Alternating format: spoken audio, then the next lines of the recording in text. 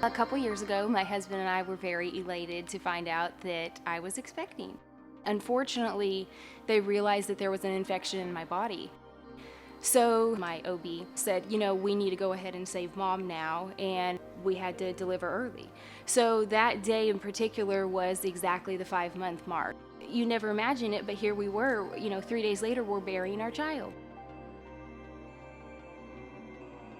And talked to both Dr. Diaz and Dr. Weiss, and they said, we can try for another pregnancy. So about 9 months later, I was pregnant again.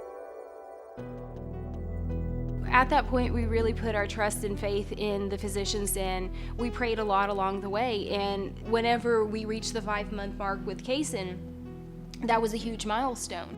2 weeks later, though, after that 5-month mark, he was at risk of being born early. And so it was a real reality that we could lose him too. So the physicians both agreed, hey, we need to send Emily and she needs to have a surgery first thing in the morning. And thankfully, it got me some more time to where I was able to maintain the pregnancy. So really at that point, the goal was if we could make it to 24 weeks, that was a milestone, and then to make it to 28 weeks. And I remember when I went into my 30-week appointment, it was just unreal that I had made it that far. And Dr. Weiss told me, he said, this is amazing that we're even seeing 30 weeks, on the screen. So the day that we went in and Cason was born was just huge. That